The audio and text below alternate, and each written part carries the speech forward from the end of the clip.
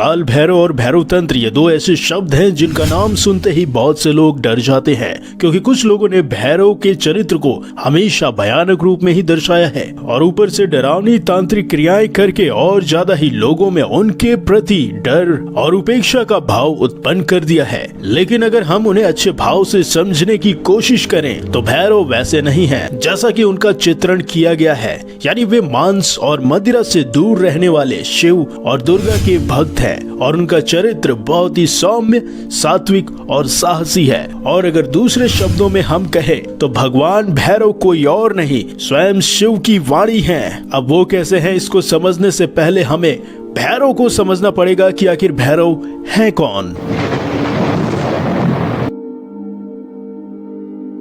तो देखिए, भैरव का अर्थ होता है भय का हरण करके जगत का भरण करने वाला। और ऐसा भी कहा जाता है कि भैरव शब्द के 3 अक्षरों में ब्रह्मा, विष्णु और महेश ये तीनों शक्तियां समाहित होती हैं और भैरव शिव के गण और पार्वती के अनुचर माने जाते हैं। और हिंदू देवी देवताओं में भैरव का बहुत ही महत्व है। उन्हें काशी का कोतवाल कहा जाता है। और अगर हम आध्यात्मिक रूप से बात करें तो काशी रिप्रेजेंट करता है मोक्ष के उस स्थान को जहाँ पर हर एक व्यक्ति जाकर मृत्यु की कामना करता है। यानी जब मनुष्यों को आत्मज्ञान की प्राप्ति हो जाती है, जब वो जान जाता है कि आखिर वो कौन है, तब इस स्थिति में जो मनुष्य होता है उसके अंदर लोभ, मोह, माया, काम और क्रोध जैसे विकार नहीं होते हैं और वो शून्य की उस अवस्था में चले जाता है जिसको ही मोक्ष या कहे भैरव अवस्था कहा जाता है। और तब जाकर मनुष्य की जो आत्मा है वो परमात्मा में समाहित हो जाती है। इस कारण से ही आध्यात्मिक जगत में भैरव को काशी का यानी मोक्ष का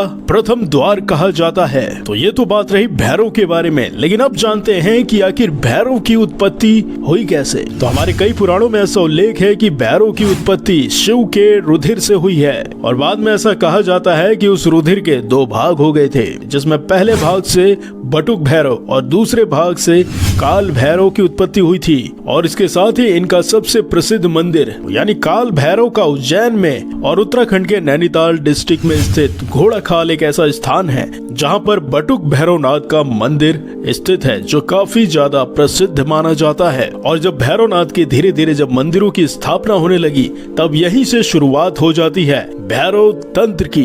तो चलिए अब बात करते हैं कि आखिर भैरव तंत्र का मतलब क्या होता है। तो देखिए, तंत्र का बेसिकली मतलब ये होता है कि जब हम किसी चीज को प्राप्त करने के लिए जो भी हम क्रियाएं करते हैं उसको तंत्र कहा जाता है। यानी ठीक उसी प्रकार से जब योग करते हैं तो उसमें जो प्राप्त की जाने वाली चरम सीमा होती है उसको समाधि पद कहा जाता है। ठीक उसी तरीके से भैरव तंत्र में भैरव पद को या भैरवी पद को प्राप्त करने की प्रक्रिया को ही भैरव तंत्र का नाम दिया जाता है। और ऐसा कहा भी जाता है कि ये सबसे पहले जो भैरव तंत्र की शिक्षा है वो किसी और ने नहीं, स्वयं भगवान शिव ने माता पार्वती को दी थी। यानी पुराणों के अनुसार ऐसा कहा जाता है कि एक बार जब माता पार्वती भगवान शिव के पास जाती है और उनसे वो आग्रह करते हैं कि आप अपने बारे में मुझे परिचय दीजिए कि आखिर आप हैं कौन, किस प्रकार से संसार की रक्षा करने के लिए कभी आप अपने शिव रूप में आते हैं तो कभी आप अपने अलग अलग रुद्र अवतारों में आ जाते हैं, और उसके साथ साथ मुझे ये भी बताइए कि आखिर मैं कौन हूँ, यानी मेरा भी आत्मबोध कराइए।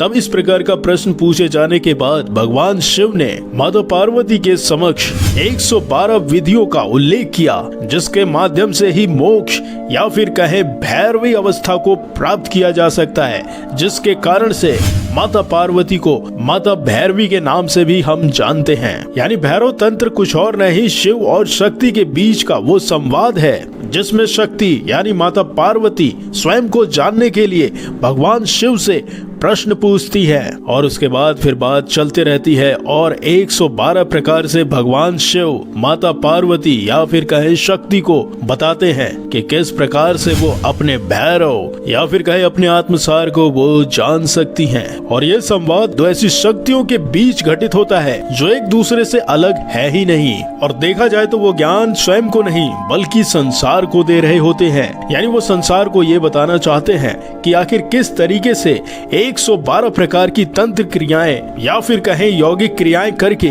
मनुष्य अपने आप को जान सकता है कि आखिर वो है कौन। और जब वो इन 112 प्रकार की विधियों का प्रयोग करके अपने आप को जान जाएगा तो उसको ये पता चल जाएगा कि वो स्वयं में शिव भी है, भैरव भी है, और अंत में उसके अंदर सब कुछ शून्य हो जाएगा। और शून्य की प्राप्ति ही शिव यानी भैरव की प्राप्ति कही जाती है। और फिर जाकर वो ये बात भी समझ जाता है कि आखिर क्यों हमारे पुराण और वेदों में कहा गया है कि अहम ब्रह्मास्मि।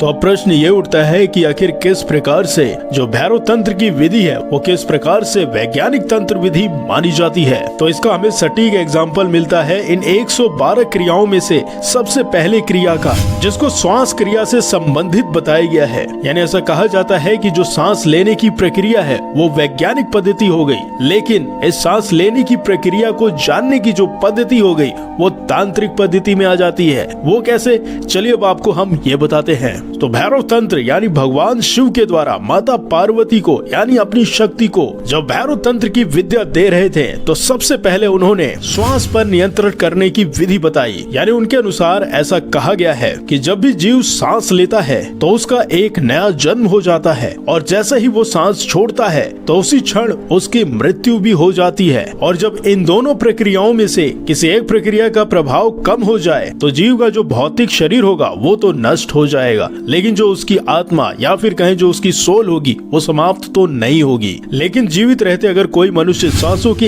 इन क्रियाओं पर अच्छे से ध्यान दे तब इस प्रक्रिया में वो एक तरीके से मेडिटेशन की अवस्था में चले जाएगा, और धीरे धीरे ऐसा करते करते उसकी जो नाड़ियां हैं या फिर कहें जितनी भी कुंडलियां हैं वो धीरे धीरे जागृत होती जाएंगी और मनुष्य को मोक्ष की प्राप्ति या भैरव की प्राप्ति हो जाएगी। यानी उसको संसार के इस जीवन चक्र के रहस्य के बारे में ज्ञात होते जाएगा कि आखिर वो है कौन और किस प्रकार से इस सांसारिक मोहमाया से अपने आप को मोक्ष करा सकता है। यानी संसार की जो 5 विकृतियां हैं जिन्हें लोभ, मोह, माया, काम और क्रोध कहा जाता है, उस पर वो विजय प्राप्त कर लेगा। और उस पर विजय प्राप्त करना ही भैरव साधना है या फिर कहे भैरव तंत्र है, जिसको अलग अलग लोगों ने अपने अलग अलग तरीकों से व्यक्त किया है। यानी अगर हम अघोर को देखें तो वो भी यही तांत्रिक क्रियाएं कर रहे हैं मोक्ष की प्राप्ति के लिए, और अगर हम किसी योगी को देखें तो वो भी यौगिक क्रियाएं करके मोक्ष की प्राप्ति ही कर रहा है। लेकिन बस उनके मोक्ष को प्राप्त करने की जो क्रियाएं हैं